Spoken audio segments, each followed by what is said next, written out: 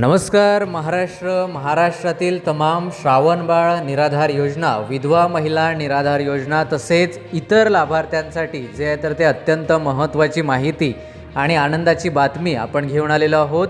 उद्या रात्री तुमच्या खात्यामध्ये पैसे जमा होणार आहे अशी माहिती मिळते आहे। होय, तुम्ही बरोबर ऐकलेलं आहे। काय आहे सविस्तर माहिती आज आपण या व्हिडिओच्या माध्यमातून जाणून घेणार आहोत। त्यामुळे जर आपल्यापैकी कुणी चॅनलवरती नवीन असेल तर चॅनलला सबस्क्राईब करायला विसरू नका। तर बघा, संजय गांधी निराधार योजनेच्या दिव्यांग लाभार्थ्यांना तसेच काही लाभार्थ्यांना जे आहे तर ते 4-5 तारखेला जुलैमध्ये पैसे मिळालेले आहे, परंतु इतर लाभार्थी आहेत, काही लाभार्थी आहेत ज्यांना जुलै महिन्याचा हप्ता जो आहे तर तो मिळालेला नाही, ज्यामध्ये आमच्या विधवा महिला आहेत, ज्येष्ठ नागरिक आहेत आणि इतर लाभार्थी आहेत जे वेगवेगळ्या छोट्या छोट्या योजनांमधून लाभ घेतात। अशा लाभार्थ्यांना जे आहे तर ते अनुदान जुलै महिन्याचे त्यांच्या खात्यात जमा केल्या गेले नाही। आता ते अनुदान कधी जमा होणार अशी माहिती वारंवार लाभार्थ्यांकडून विचारली जात होती की सर, मागे जे पैसे जमा झाले आहेत तर ते एकाच महिन्याचे झाले आहेत, एका महिन्याचे पैसे राहिलेले आहेत, तर ते आधीच्या महिन्याचे पैसे आहे। जुलै महिन्याचे जे पैसे ज्या ज्या लाभार्थ्यांना अद्याप जमा व्हायचे बाकी आहेत अशा लाभार्थ्यांना आता मी सांगू इच्छितो की पैसेचे जे नियोजन आहे, म्हणजे जे काही सर्व कामे आहेत तर ती आता जवळजवळ 100% पूर्ण होत आलेली आहे।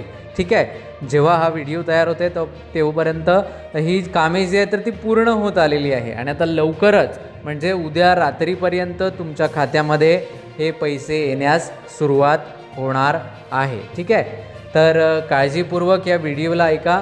जरी उद्या रात्री पैसे आले नाही, आता तुम्ही म्हणाल की सर तुम्ही म्हणाले की उद्या रात्री येणार आणि आलेले, तरी 1 ते 2 दिवसामध्ये जर उद्या रात्री आले नाही, तुम्हाला माहिती आहे की समजा एखाद्या लाभार्थ्याला आज पैसे येतात तर तशाच पद्धतीच्या दुसऱ्या लाभार्थ्यांना ते पैसे उद्या येतात। तुम्हाला माहिती असेल की तुमच्या आसपास आज आले आहे, तुमच्या खात्यात उद्या परवा जमा होत आहेत, तर असंच होईल, परंतु पैसे मात्र तुम्हाला निश्चित येणार। ठीक आहे, पैसे नक्की येणार आहे जे पात्र लाभार्थी आहेत। आता तरी यामध्ये काही लाभार्थी विचारतील की सर तुम्ही सांगितलं आणि आम्हाला पैसे आले नाही, पण तुम्ही पात्र असणे गरजेचे आहे। जर तुमच्या डॉक्युमेंटेशनमध्ये, तुमच्या बँक खात्यामध्ये, आधार कार्डमध्ये, डेट ऑफ बर्थमध्ये किंवा कुठेतरी काहीतरी गडबड असेल, तुमचा मोबाईल नंबर लिंक नसेल किंवा काहीतरी छोटीशी चूक असेल, मुलाचा मोबाईल नंबर लिंक असेल, तो मोबाईल नंबर बंद झाला असेल, असं काही पण होऊ शकतं।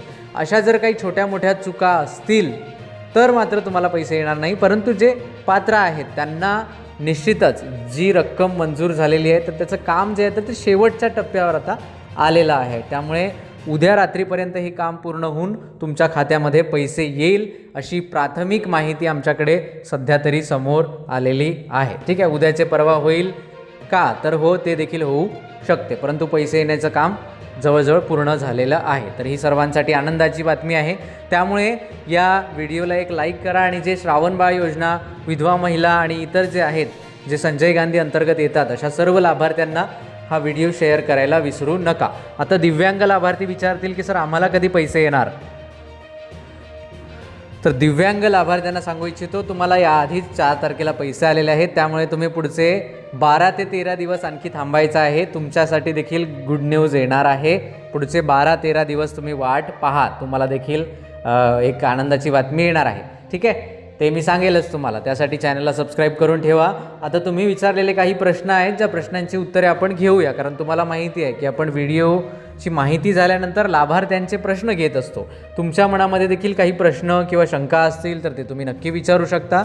यासाठी स्क्रीनवर दिसणारा QR कोड स्कॅन करा आणि तुमचा थेट प्रश्न आमच्यापर्यंत पोहोचवा। ठीक आहे, त्याची उत्तरे आम्ही देण्याचा प्रयत्न करूया। तर चला, आजचा पहिला प्रश्न आहे जो आपण घेऊया। सुभाष रायबोले यांचा प्रश्न आहे, ते म्हणतात सर 2 महिन्यांपासून पैसे मिळालेले नाही। तर 2 महिन्यात तुम्ही दिव्यांग कॅटेगरीमधून फॉर्म भरलेला आहे असं तुम्ही सांगतात, तर 2 महिन्यांपासून पैसे मिळाले नाही, काहीतरी छोटीशी अडचण असेल, तुमचं UDID कार्ड लिंक आहे का, तुम्ही जे मला डॉक्युमेंट सध्याला इथे पाठवलेले आहेत यामध्ये तुमचं UDID कार्ड जे आहे तर ते परमनंट दाखवत आहे, तर ते चांगलं आहे। त्यावरती मागच्या साईडला आधार कार्ड नंबर आहे का, आणि तो असून फक्त चालत नाही, तर तुम्हाला तो जो आहे तर तो आधार कार्डला लिंक करावा लागतो। म्हणजे तुमचं जे UDID कार्ड आहे तर ते आधार कार्डला लिंक करून तुमचा डेटा पोर्टलवरती अपडेट करणे गरजेचे आहे. आता हे काम अपडेट करणं तुमचं आहे, म्हणजे आधार कार्ड, मोबाईल नंबर, UDIDला लिंक करणं हे काम तुमचं आहे. पण जो डेटा अपडेट करणे आहे तर ते तहसीलमध्ये आहे. तर हे जर कामं केली नसतील तर लवकरात लवकर काम करून टाका. ठीक आहे. तुम्हाला या महिन्याचे पैसे आले आहेत का ते देखील कळवायला विसरू नका. पुढील प्रश्नाकडे आपण वळूया. मनीष गावित आपल्याला विचारतात, साहेब नंदुरबार जिल्ह्याची माहिती द्या, 3 महिने झाले पैसे आले नाही. तर बघा, नंदुरबार जिल्ह्यामध्ये तुम्हाला पैसे आले नाही पण इतरांना पैसे आलेले आहेत. त्यामुळे नंदुरबार जिल्ह्याची माहिती अशी आहे की दिव्यांग लाभार्थ्यांना 2 जुलै ते 6 जुलैच्या दरम्यान नंदुरबार या जिल्ह्यामध्ये आणि तेथील तालुक्यामध्ये पैसे आलेले आहेत. आता तुमची कॅटेगरी कुठली आहे हे माहिती नाही, पण 3 महिन्यापासून पैसे आले नाही असं नंदुरबारमध्ये झालेलं नाही. ठीक आहे. आता तुम्हाला का पैसे आले नाही तर तुमचे डॉक्युमेंट्स किंवा काहीतरी तुमच्या, मी जसं नेहमी सांगतो की लाभार्थ्यांची काहीतरी चूक असते. आता लाभार्थ्यांची चूक असते म्हणजे असं कुणाला वाटत नाही की मला स्वतःहून पैसे न मिळावे असं वाटतं का, तर ते अजिबात नाही. परंतु काही कारणांमुळे, काही टेक्निकल कारणांमुळे, ज्या गोष्टी आपल्याला माहिती नसतात, ज्या खूप महत्त्वाच्या गोष्टी असतात, जसं की काही गोष्टी लिंक करणे असेल, काही डॉक्युमेंटेशन अपडेट करणे असेल, अशा गोष्टी तुम्हाला माहीत नसतात कारण त्या तांत्रिक गोष्टी असतात. त्यामुळे हे पैसे थांबवले जातात. यामध्ये लाभार्थ्यांची देखील चूक नाही आणि प्रशासनाची देखील चूक नाही असं आपण म्हणू शकतो. परंतु प्रशासनाने वारंवार लाभार्थ्यांना अवगत केलं पाहिजे. आता ते करतात ते कशाच्या माध्यमातून? परिपत्रक, म्हणजे ते शासन निर्णय काढतात. शासन निर्णय का प्रत्येक लाभार्थी वाचतो का? तर अजिबात नाही. कारण शासन निर्णय मिळतो कुठं हाच लाभार्थ्यांना माहिती नाही. त्यामुळे तो गोंधळ होतो. त्याच्यामुळे आम्ही तुमच्यापर्यंत माहिती पोहोचवतो. त्यामुळे आमच्या माहितीला फॉलो करत चला आणि त्यानुसार तुम्ही कृती करत चला. ठीक आहे. तर इतर लाभार्थ्यांना पैसे मिळालेले आहेत. तुमचे काहीतरी डॉक्युमेंटेशनचा इश्यू असल्यामुळे तुम्हाला पैसे 3 महिन्यांपासून नंदुरबार या जिल्ह्यामध्ये मिळालेले नाही. पुढील प्रश्नाकडे आपण वळूया. सुशिला डेबजे असं यांचं नाव आहे. हे आपल्याला विचारतात, सर जुलै 4ला जे आहे तर ते 1 हप्ता आलेला आहे 1500 रुपयाचा, परंतु जूनचे पैसे आलेले नाहीत. आता तो हप्ता जूनचा आहे की जुलैचा आहे कसे समजायचे? तर बघा, दिव्यांग लाभार्थ्यांना जूनचा हप्ता जो आहे तर तो आधी आलेला होता आणि जे 1500 म्हणजे श्रावण बाळ निराधार योजनेला ज्या लाभार्थ्यांना पैसे आलेले तर ते जूनचेच पैसे आहेत. असे जुलैचे पैसे लाभार्थ्यांना, बऱ्याच लाभार्थ्यांना आलेले नाही आहेत. तर ते जुलैचे जे पैसे आहेत तर ते आत्ता म्हणजे उद्या रात्री, जसं मी आधी सांगितलं त्याप्रमाणे उद्या रात्रीपासून ही प्रक्रिया सुरू होणार आहे. त्याच्यामुळे ते जूनचे पैसे आहेत आणि आता येतील ते जुलैचे पैसे तुम्हाला येतील. फक्त दिव्यांगांनाच आधी पैसे आलेले आहेत, इतर लाभार्थ्यांना आलेले नाही.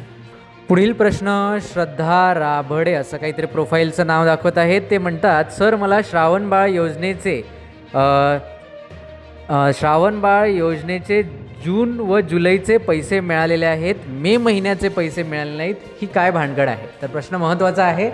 मे महिन्याचे पैसे मिळाले नाहीत, जून आणि जुलैचे मिळालेले आहेत. तर तुम्हाला सांगू इच्छितो, जे याआधी तुम्हाला पैसे मिळालेले आहेत 4 ते 6 तारखेच्या दरम्यान जुलैमध्ये, तर ते तुमचे म्हणजे तुम्ही श्रावणबाळामध्ये आहात त्याच्यामुळे तुमचे जून महिन्याचे पैसे आहेत. आणि जून महिन्यामध्ये जेव्हा तुम्हाला 13 तारखेला पैसे मिळालेले असेल, 13-14 एक्झॅक्टली तारीख आठवत नाही आहे मला, तर ते पैसे तुमचे मे महिन्याचे होते. ठीक आहे. आणि आत्ता जे तुम्हाला पैसे मिळेल, उद्या रात्रीपासून जे पैसे मिळेल, तर ते पैसे तुमच्या जुलै महिन्याचे पैसे असणार आहेत. तर या गोष्टी लक्षात असू द्या. हे कुठलीही भानगड नाही आहे, तर ही तांत्रिक एक गोष्ट आहे.